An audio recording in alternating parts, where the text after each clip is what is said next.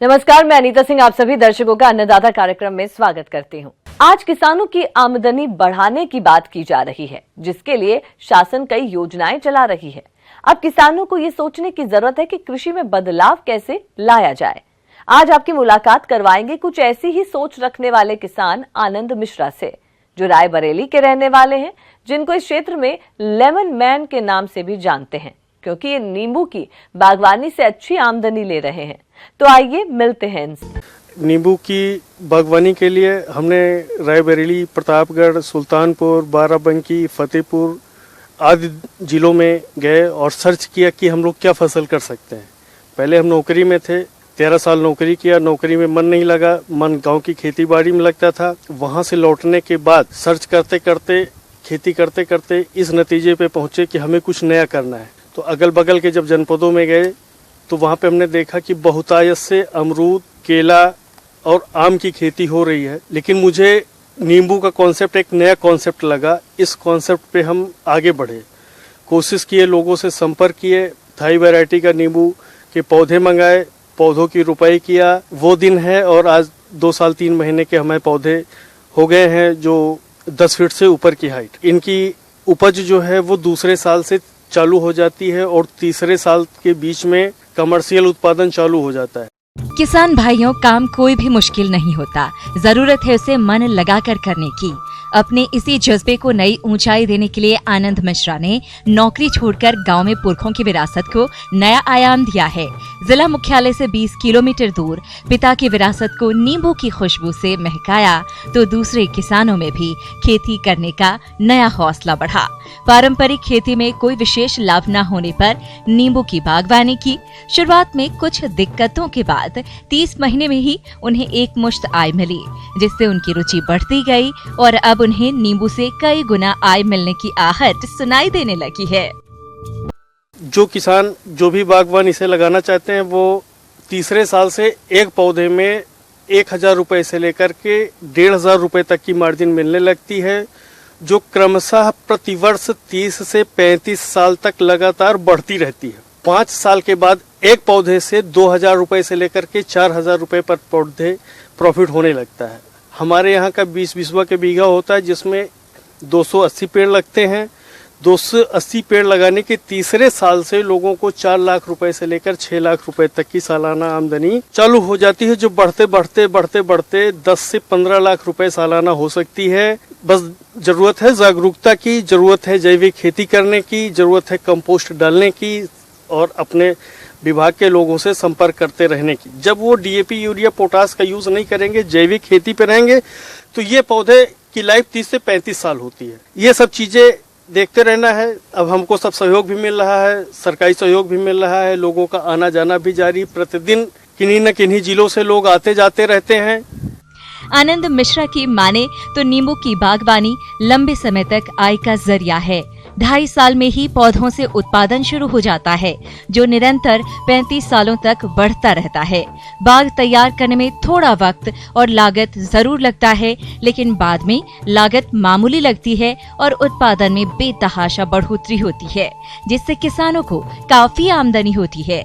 ये लाभ पारंपरिक खेती से संभव नहीं है। 1 एकड़ में 420 पौधे लगते हैं। जो किसान लगाएंगे उनका लगभग अनुमानित खर्च 1 लाख रुपए आएगा एक बार का, और इसके बाद प्रॉफिट लगातार मिलता रहता है। फिर इतनी लागत नहीं लगती, उनको प्रॉफिट रहता है, इतनी लागत बिल्कुल नहीं लगती। फिर मेंटेनेंस कॉस्ट आती है, निराई, गुड़ाई, खाद, पानी, बाकी इतना पैसा नहीं लगता और लगातार उनको प्रॉफिट 30 से 35 साल तक होता रहता है। सबसे पहले पौधे लगाने के पहले जो हमारा अनुभव बताया कि हमने ढांचा बोया हुआ था। पूरे 2 एकड़ से अधिक की ज़मीन है हमारी, जिसमें 900 पौधे लगे हुए हैं। तो उसमें ढांचा बोने के बाद 2 महीने बाद उसको पलटवा दिया था। पलटवाने के बाद हरी खाद उसके अंदर मिल गई। फिर कंपोस्ट खाद 10 से 15 किलो प्रति गड्ढे यूज़ किया। पौधे से पौधे की दूरी 10 फीट होगी और लाइन से लाइन की दूरी 10 फीट होगी। जो गड्ढे बनाएंगे वो 2 फीट के होंगे। उन पूरे गड्ढों को कंपोस्ट से भर के पाट दिया जाए। जब पहली बरसात होगी, दूसरी बरसात होगी, तीसरी होगी, जब धरती ठंडी हो जाएगी या जनवरी में बरसात का इंतजार नहीं करना है, तब उसमें गड्ढे की मिट्टी निकाल के उसमें पौधे की रोपाई करते हैं और रोपाई करने वाले दिन ही उन पौधों की सिंचाई करते हैं।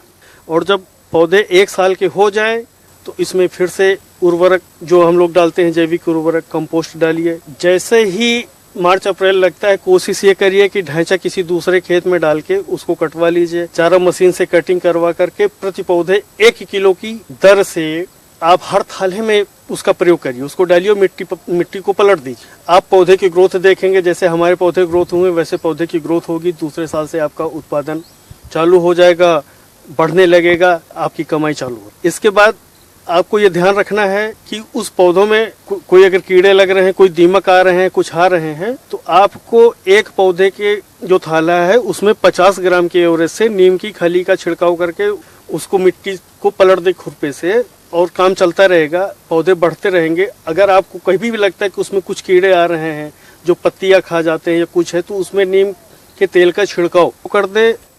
कहते हैं कि जब कामयाबी मिलने लगती है तो हौसलों की उड़ान भी कुलाचे भरने लगती है।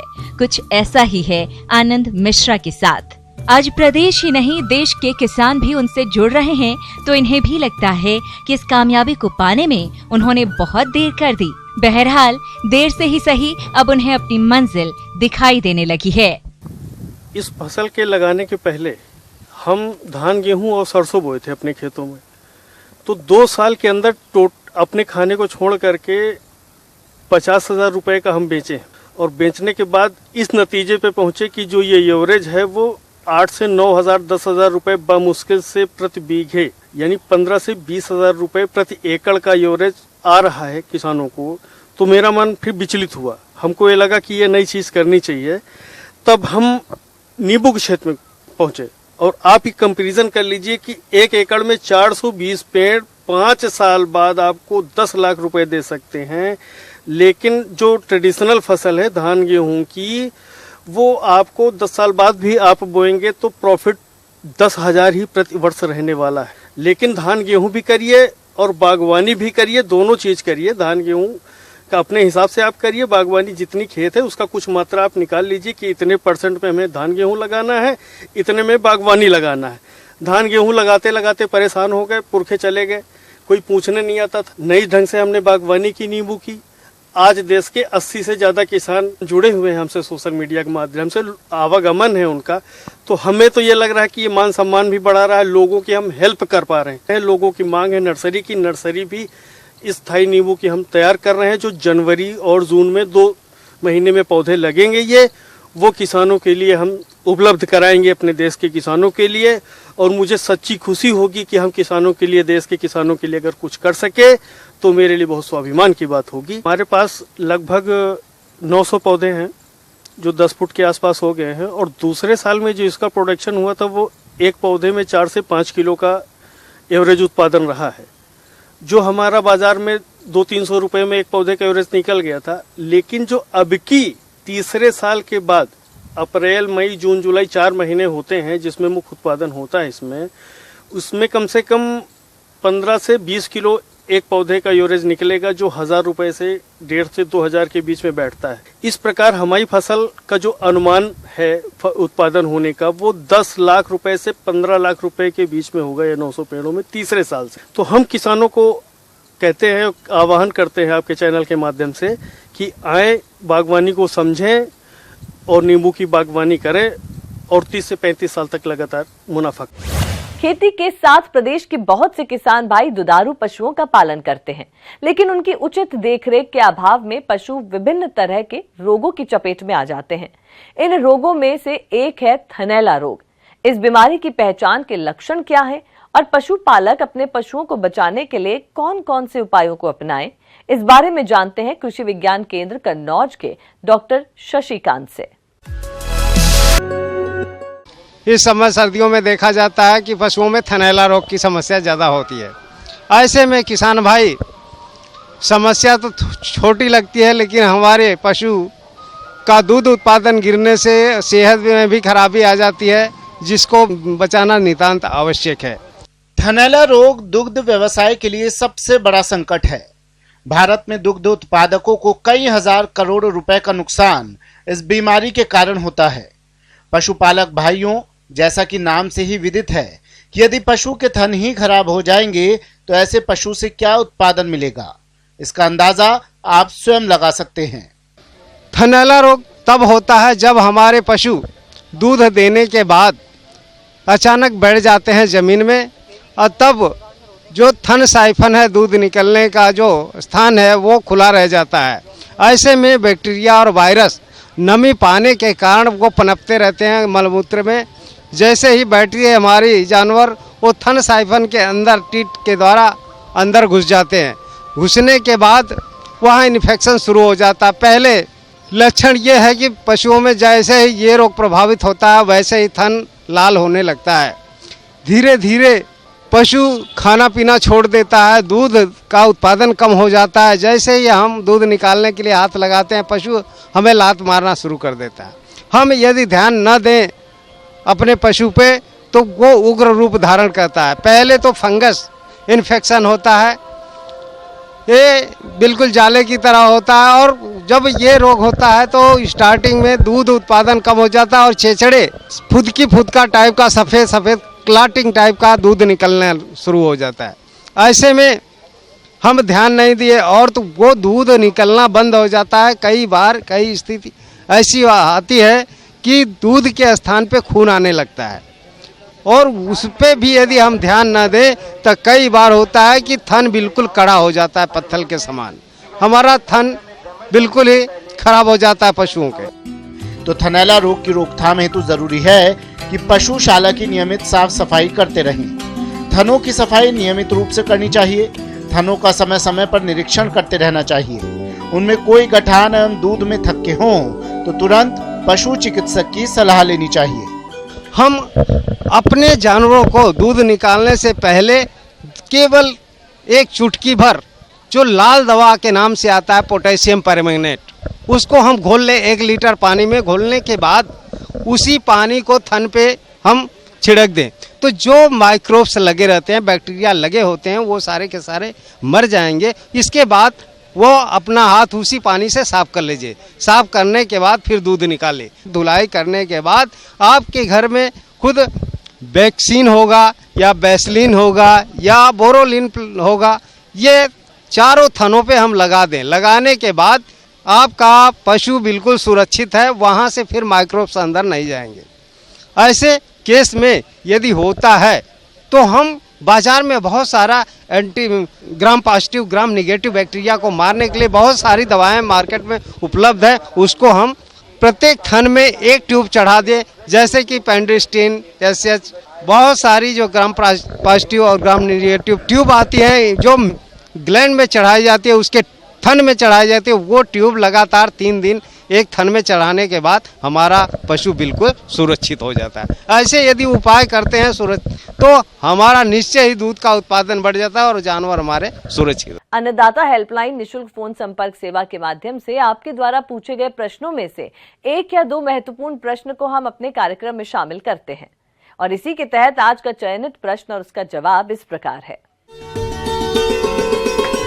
निःशुल्क अन्नदाता हेल्पलाइन में हमने जिस प्रश्न को शामिल किया है उससे पूछा है, सिकंदरपुर जिला बलिया के भंडारी राजभर ने, आपने जाड़े के मौसम में मछली तालाब के प्रबंधन पर जानकारी चाहिए है, तो इसके लिए देखिए कार्यक्रम का यह अंश।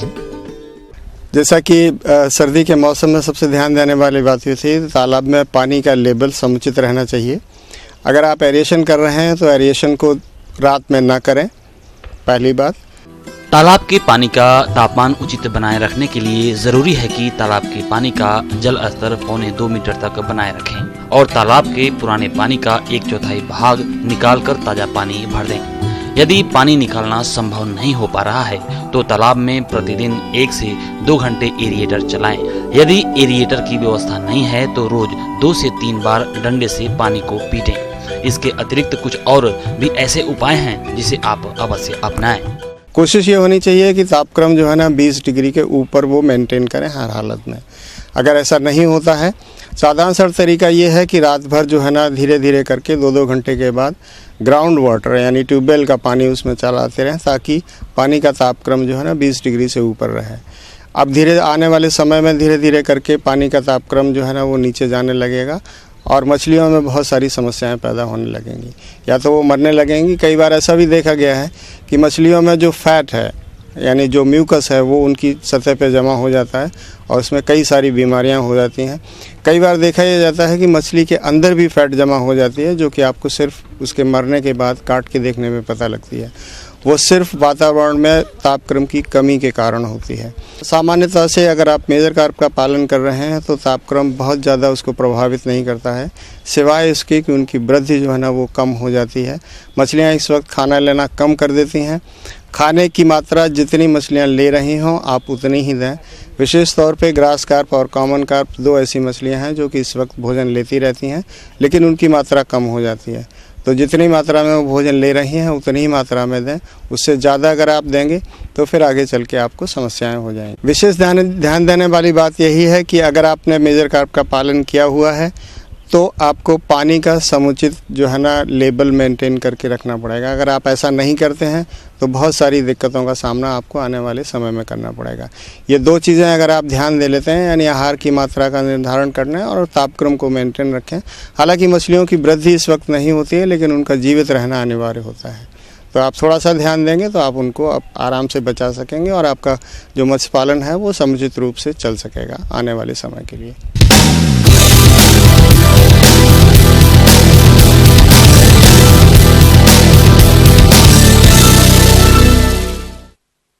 आइए अब एक नजर डालते हैं राज्य के कुछ चुनी हुई मंडियों के प्रमुख फसलों के बाजार भाव पर।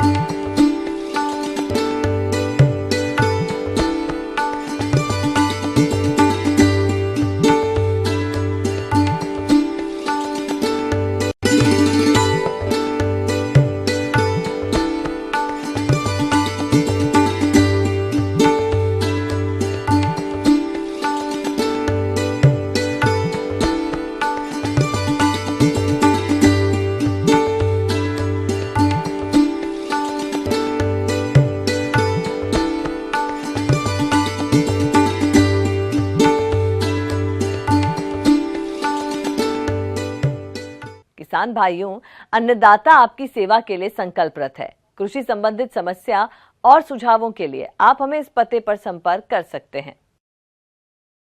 प्रोड्यूसर अन्नदाता, news 18 Uttar Pradesh Uttarakhand, Ramoji film city Hyderabad 501512। साथ ही आप हमें ईमेल भी कर सकते हैं। हमारा ईमेल है p18annadatyup@nw18.com। इसके अतिरिक्त आप हमें निःशुल्क हेल्पलाइन नंबर 180041921555 पर सोमवार से शनिवार सुबह 10 से शाम 4 बजे के बीच संपर्क कर सकते हैं। किसान भाइयों, अब समय हो रहा है आपसे विदा लेने का, तो हमारी अन्नदाता टीम को दीजिए इजाजत। कल फिर आपसे मुलाकात होगी कृषि संबंधित कुछ और महत्वपूर्ण जानकारियों के साथ। नमस्कार।